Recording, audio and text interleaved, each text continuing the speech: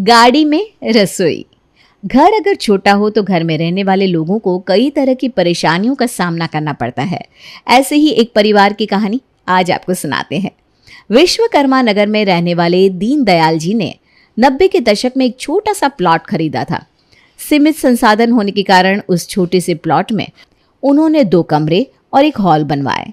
इससे पहले कि दीनदयाल जी रसोई बनवा पाते, एक रोज उनके घर में चोरी हो जाती है और मकान बनवाने के लिए रखा हुआ सारा रुपया चोरी हो जाता है। अब दीनदयाल जी की जेब एकदम खाली हो चुकी थी, जिसके कारण वो बहुत परेशान थे। देखिए जी, आप क्यों परेशान होते हैं? आपने यही सोचा था ना कि पीछे आंगन की तरफ खुले में रसोई बनाएंगे। बाकी 2 कमरे में टॉयलेट बाथरूम सब तैयार तो हो ही चुका है, फिर चिंता की क्या बात है। देखिए, हम सब लोग ना एक कमरे में गुजारा कर लिया करेंगे, और ये जो पीछे वाला कमरा है इसको मैं रसोई की तरह इस्तेमाल कर लूँगी। मुझे इस बात से कोई परेशानी नहीं है। अरे भाग्यवान, ऐसे ही थोड़े ना घर की औरतों को लक्ष्मी कहा जाता है। तुमने तो जैसे मेरी सारी समस्या ही दूर कर दी, वरना ये बात सोच सोच कर मुझे रातों को नींद नहीं आ रही थी कि अब अचानक रुपयों का इंतज़ाम मैं कैसे करूँगा। बड़ी मुश्किल से तो कुछ पैसे जमा करके ये मकान बनवाना शुरू किया था, लेकिन देखो ईश्वर की मार, जो थोड़ा बहुत पैसा था वो भी चोरी हो गया। महंगाई का ज़माना है, ऊपर से 2 बच्चों की पढ़ाई लिखाई स्कूल सब खर्च निकालने के बाद हाथ में बचता ही क्या है। मैंने कहा ना जी, आप बिल्कुल निश्चिंत हो जाइए। अरे जब मुझे कमरे में रसोई बनाने से दिक्कत नहीं है तो आप क्यों परेशान हो रहे हैं? हाँ?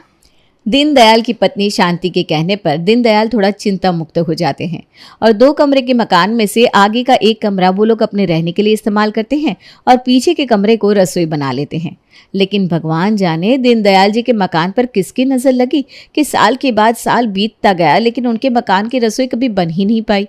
और शांति देवी को भी मानो अब कमरे को ही रसोई बनाकर इस्तेमाल करने की आदत हो गई थी। धीरे धीरे समय बीतने लगा और 20 साल का लंबा समय इसी तरह गुजर गया। देखो भाग्यवान, बड़े बेटे हनी की अब शादी की उम्र हो गई है। मैं तो कहता हूँ अब लड़कियाँ देखनी शुरू कर दो। अरे भाई, समय से शादी ब्याह का काम हो जाए ना तो वही सही रहता है। वैसे भी बिरादरी में 4 लोग जब आते जाते हैं तो बेटे की शादी के लिए ही टोकने लगता है। मेरे मन में तो खुद यही बात चल रही थी कि अब हमें हनी की शादी के लिए कोई लड़की देख लेनी चाहिए। दीनदयाल और शांति हनी के लिए लड़कियां दिखना शुरू करते हैं और एक एक करके लड़की वाले अब घर पर आकर रिश्ते की बात करने लगते हैं। अरे मम्मी, एक बात बताओ, भैया के रिश्ते के लिए लड़कियां देखना आपने शुरू तो कर दी, लेकिन ये बताओ कि शादी के बाद भाभी को रखोगी कहाँ? घर में जगह ही कहाँ है? और पापा को देख लो, पापा ने तो सारी उम्र निकाल दी ये कहते हुए कि अब रसोई बनेगी तब रसोई बनेगी। यही सुनते सुनते बड़े हो गए हम, लेकिन रसोई आज तक नहीं बन पाई। अरे तुम 2 लड़कों को पढ़ा लिखा कर बड़ा कर दिया, ये क्या कम है? और तुम्हारे बाप के कोई गोदाम नहीं है जहाँ से भर भर के पैसा आता रहे। नौकरी वाले इंसान है भाई, किसी तरह घर गृहस्थी चलाकर तुम लोगों को बड़ा कर दिया, इतना ही बहुत है। और बिना रसोई ऐसा तो नहीं है ना कि इतने सालों से तुमने खाना नहीं खाया। तुम्हारी माँ काम चला रही है ना उस कमरे से। और ये बताओ कि आखिर समस्या क्या है उस कमरे को रसोई की तरह इस्तेमाल करने में? बल्कि सुविधा ही तो होती है शांति को। छोटे छोटे माचिस के डिब्बों जैसी रसोइयों में काम करने में औरतों को कितनी असुविधा होती है, तुम जानते भी हो। अरे पापा, आप तो मेरे पीछे हाथ धोकर पड़ गए। मेरे कहने का मतलब ये नहीं था, मैं आपके ऊपर कोई दोष नहीं लगा रहा हूँ। मैं तो बस ये जानना चाहता हूँ कि भैया की शादी के बाद भैया भाभी रहेंगे कहाँ, ये सोचकर तो देखिए। आप तो बात बात पर बस राशन पानी लेकर मेरे ऊपर चढ़ जाते। अरे घर में जो कमरे हैं शादी के बाद उसी में रहेंगे। अच्छा, तो आपके कहने का मतलब यह है कि घर का जो इकलौता कमरा है वो आप भैया भाभी को दे देंगे, तो हम लोग सब कहाँ जाएंगे? धर्मशाला में? नालायक, इस तरह से बात करते हैं क्या पापा के साथ? है, बहुत जुबान चलने लगी है तेरी। धर्मशाला में क्यों जाएंगे? ये बाहर इतना बड़ा हॉल नहीं है। अगर हनी और बहू अंदर वाले कमरे में सो भी जाएंगे तो उससे तुझे क्या समस्या है? हम लोग हॉल में अपना बिस्तर लगा लिया करेंगे। और बेटा याद रखियो, कोई टाटा अंबानी के खानदान से नहीं हो तुम। छोटे छोटे परिवारों में ना ऐसे एडजस्ट करके ही जिंदगी बितानी पड़ती है। अरे कोई बात नहीं बेटा, बाप तो तुम्हारा गरीब है, एक कमरे के मकान में कर लो गुजारा। अब जब तुम कमा रहे हो ना तो खरीद लेना बड़ा सा बंगला और ठाठ से रहना, क्यों? ठीक है ना? पापा की बात सुनकर अब दीपक के पास उनकी बात का जवाब देने के लिए कोई तर्क नहीं था। उसे पता था अगर उसने कुछ भी बोला तो बात हाथ से बाहर निकल जाएगी। चलो ठीक है, जैसा आप लोगों को ठीक लगे। मुझे इससे क्या समस्या हो सकती है? जैसा कि दीनदयाल और शांति ने सोचा था, ठीक उसी तरह शादी के बाद बड़े बेटे हानि की दुल्हन शिवानी उनके घर के इकलौते कमरे में आकर रहने लगती है। शांति ने बेटे और बहू को घर का इकलौता कमरा दे तो दिया था, लेकिन जब से शिवानी और हनी की शादी हुई थी, घर में रोज जगह को लेकर खींचातानी हो रही थी। कोई मेहमान आ जाता तो हालत इतनी बेकार हो जाती कि कुछ लोगों को तो बेटे बहू के कमरे में ही जमीन पर बिस्तर लगाकर सोना पड़ जाता। मिडिल क्लास फैमिली में लोगों को इन छोटे मोटे कष्ट को सहने की आदत होती है, क्योंकि नया मकान लेने के लिए लाखों रुपए की ज़रूरत पड़ती है और मिडिल क्लास लोग तो अपनी मेहनत की कमाई से अपना घर चला ले उतना ही बहुत है। मकान खरीदने के बारे में सोचना तो वैसे भी बहुत ही मुश्किल काम होता है उनके लिए। किसी तरह दीनदयाल के परिवार की गाड़ी चल रही थी और इसी तरह एडजस्ट करते करते 2 साल का वक्त बीत जाता है। एक दिन, माँ अब मैं और वेट नहीं कर सकता। सृष्टि के मम्मी पापा उसके लिए लड़का देखने लगे हैं और इसलिए अब मुझे भी आपको ये बताना ही पड़ेगा कि मैं सृष्टि से शादी करना चाहता हूँ। अरे बेटा, अभी तो तेरे बड़े भाई की शादी की है हम लोगों ने, अब ऐसे अचानक से तेरी शादी कैसे हो पाएगी? ये क्या बात है माँ? और 1 ही साल का तो अंतर है मुझ में और भैया में। भैया की शादी की तो आप लोगों को बड़ी चिंता थी, अब मैं अपनी शादी के लिए खुद बात कर रहा हूँ तो भी आपको मेरी बात अच्छी नहीं लग रही। और वैसे भी मुझे भी कोई इतनी जल्दी शादी करने का शौक नहीं था, लेकिन सच बात यह है कि सृष्टि के माँ बाप अब ज़्यादा दिन वेट नहीं कर पाएंगे और अगर इस समय मैंने शादी नहीं की ना तो सृष्टि किसी और के साथ शादी करके चली जाएगी और ये बात मैं कतई बर्दाश्त नहीं कर सकता। अरे बेटा, शादी शादी तो तू कर रहा है, अभी तो तेरी तनख्वाह भी बहुत कम है, घर कैसे चलेगा इतने कम पैसों में? अरे माँ, जैसे आज तक चल रहा था वैसे ही आगे ही चल जाएगा। ऐसा तो है नहीं कि मेरी शादी के बाद जो बहू घर में आएगी वो सोने के बिस्कुट खाना शुरू कर देगी जिससे हमारे घर में कंगाली आ जाएगी। दीपक किसी भी बात को सुनने के लिए तैयार ही नहीं था। बेटे की जिद के कारण शांति को दीपक की शादी सृष्टि के साथ करवानी पड़ती है और जल्द ही सृष्टि भी बहू बनकर शांति के घर आ जाती है मुंह दिखाए के समय। अरे भाभी, इस छोटे से मकान में 2-2 बहू ले आई हैं आप। चलो, बड़े के लिए तो फिर भी एक कमरा था, अब ये बताइए छोटे को कहाँ रखेंगी? क्या छोटे बेटे और बहू को कमरे की ज़रूरत नहीं होगी? अरे दीदी, मैंने तो बहुत समझाया था दीपक को कि अभी शादी के लिए जल्दबाजी ना करे, अभी अपने ही रहने का ठिकाना नहीं हो पा रहा है, लेकिन इसने तो किसी की बात नहीं सुनी। जिद पर अड़ा हुआ था कि उसे शादी करनी है तो सृष्टि से करनी है और अभी ही करनी है। अब आप तो जानती है ना दीदी, आजकल के बच्चों को समझाना मुश्किल ही नहीं नामुमकिन है। हम भी क्या करते भाई, कर दी हमने शादी। अगर इस सृष्टि की शादी कहीं और हो जाती तो हम तो जीवन भर के लिए बुरे बन जाते ना। अब शादी करके लाया है तो अपना समझेगा कि इसको बहू को कहाँ रखना है कहाँ नहीं। घर में 2 कमरे हैं, एक कमरा भाभी के पास है, दूसरा कमरा मैं रख लेता हूँ। अरे कौन सा दूसरे कमरे की बात कर रहा है तू? अरे वही कमरा माँ जिसे 20 सालों से अपना रसोई बना रखा है। बस बहुत हो गया, अब कमरा खाली करो, उस कमरे में मैं और सृष्टि रहेंगे और आप दोनों हॉल में एडजस्ट हो जाओ। बस हो गई प्रॉब्लम सॉल्व। रसोई खाली करवा के बेडरूम बनाएगा और खाने की जगह क्या पत्थर फाँक कर काम चलाएगा? अरे माँ, रसोई के लिए एक कमरा पूरा खराब करने की क्या जरूरत है? एक गैस चूल्हा ही तो रखना है ना, उसमें क्या है, हॉल में रख लिया करेंगे। अच्छा बेटा, तू बहुत समझदार है। रसोई को तू बेडरूम बना लेगा और हॉल में गैस का चूल्हा रखवा लेगा, तो हम कहाँ जाएंगे? सड़क पर? इतना बड़ा हॉल है हमारा, ऐसा किसने कहा कि आप सड़क पर जाओगी? अरे यहीं एक कोने में गैस का चूल्हा लगा लेंगे और आप अगर थोड़ा सा एडजस्ट कर लोगी तो क्या बिगड़ जाएगा। खैर, शांति देवी जानती थी कि बेटा जो कह रहा है उसके अलावा और कोई चारा भी तो नहीं है, इसलिए वो अपनी रसोई की कुर्बानी देने के लिए तैयार हो जाती है। अगले ही दिन रसोई का सारा सामान हॉल में शिफ्ट कर दिया जाता है और रसोई को डेंटिंग पेंटिंग करके फिर से एक बेडरूम की शक्ल दी जाती है। 2 दिन बाद, तुम्हारे इस किचन से पूरा दिन मेरे सर पर सीटी बजती रहती है, 2 घड़ी चैन से लेट नहीं सकते इस कमरे में। ऊपर से गैस जलने के कारण कमरा इतना गर्म हो जाता है कि यहाँ बैठना ही दुश्वार होता जा रहा है मेरा तो।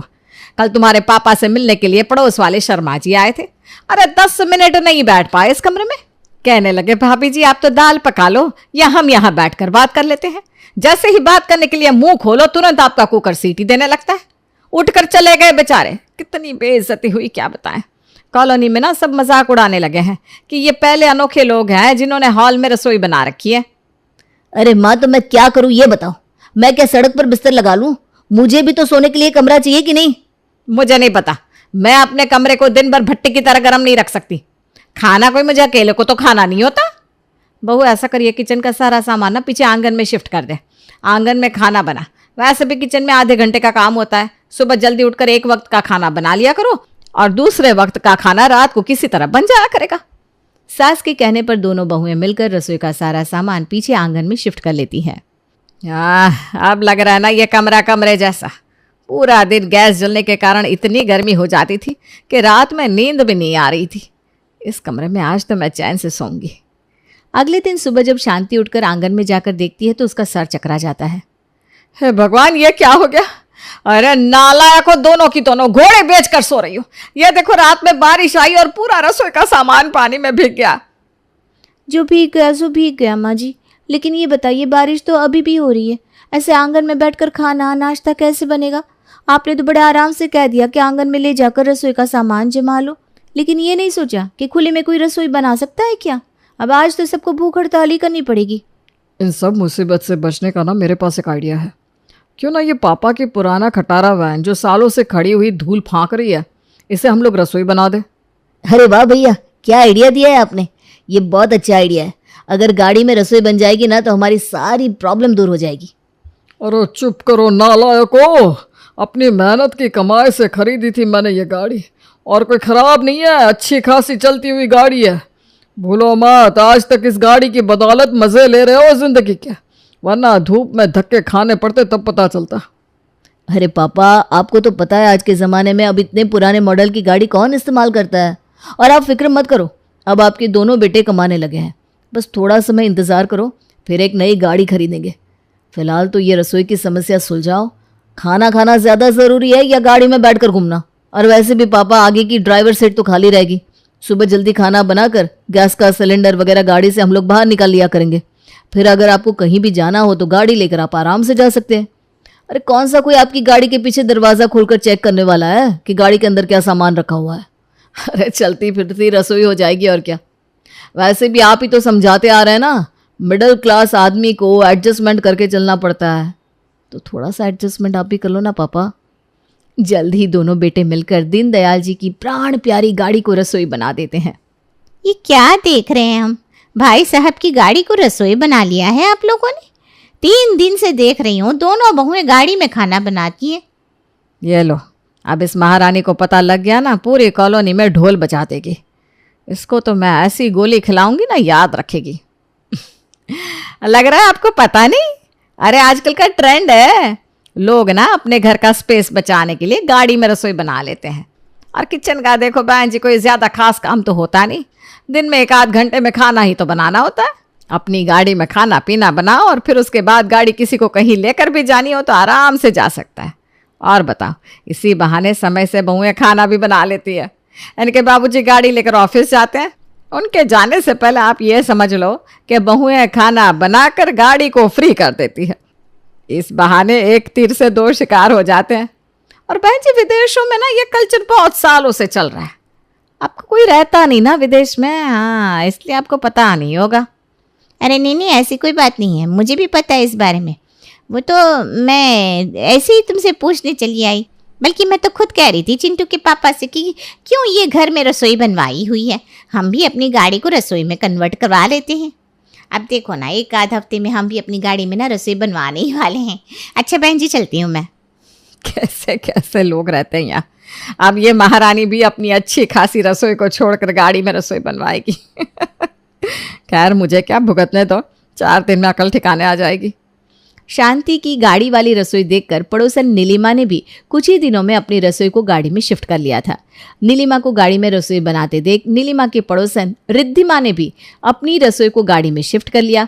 एक एक करके कॉलोनी के कई घरों में अब गाड़ी वाली रसोई नजर आने लगी थी। एक दिन, अरे भाई दीनदयाल जी, ये कौन सा तुर्रा पाल लिया आपकी पत्नी ने गाड़ी में रसोई वाला? भाई साहब, जब से आप लोगों ने ये गाड़ी वाली रसोई बनवाई है ना, मेरी पत्नी ने भी मेरी अच्छी खासी 12 लाख की गाड़ी का सत्यानाश कर दिया। कहती है आजकल यही ट्रेंड में है, और जो ट्रेंड है उसको फॉलो करने के लिए 12 लाख की गाड़ी जाती हो तो जाए। अरे बताइए भाई साहब, अब इन औरतों की बेतों की जिद का क्या इलाज करें? अरे मैं तो कहता हूँ आग लगे ऐसे ट्रेंड को। जब घर में अच्छी खासी रसोई बनी हुई है तो क्या ज़रूरत है ये गाड़ी में रसोई बनाने की, बताइए तो। अरे भाई साहब, कैसे बात कर रहे हैं आप? किसने कह दिया आपसे कि गाड़ी में रसोई बनवाने का कोई ट्रेंड चल रहा है? आपको तो पता ही है हमारे घर में रसोई नहीं है। कमरे को रसोई की तरह इस्तेमाल करते थे हम लोग। अब जब से छोटे बेटे की शादी हुई है घर में जगह की समस्या हो गई थी। छोटे बेटे ने किचन वाला कमरा ले लिया तो घर में रसोई के लिए जगह ही नहीं बची। झक मार के हमको अपनी गाड़ी में रसोई बनानी पड़ी। चलिए हमारी तो मजबूरी थी, समझ में आता है, लेकिन आप लोगों ने क्या सोचकर अपनी गाड़ी को रसोई में बदल लिया, मैं तो ये नहीं समझ पा रहा हूँ। दीनदयाल की बात सुनकर अब तो शर्मा जी अपना सर पीट लेते हैं। अरे भाई साहब, मेहरबानी करके आप हमसे ले लीजिए 50-60 हज़ार रुपये उधार। जब आपके पास हो तब लौटा दीजिएगा, लेकिन अपने घर में रसोई बनवाइए और ये गाड़ी की रसोई का कलेश खत्म करिए, वरना अपनी गाड़ी की दुर्गति होते देख बीपी बढ़ाकर एक दिन हम ज़रूर भगवान को प्यारे हो जाएंगे। शर्मा जी की बात को दीनदयाल जी बहुत सीरियसली लेते हैं और जल्दी अपने घर के आंगन में एक सुंदर सी रसोई बनवा लेते हैं, जिसके कारण ये गाड़ी वाली रसोई का ट्रेंड खत्म हो जाता है और देखा देखी कॉलोनी में भी सभी लोग गाड़ी को रसोई में बदलना बंद कर देते हैं।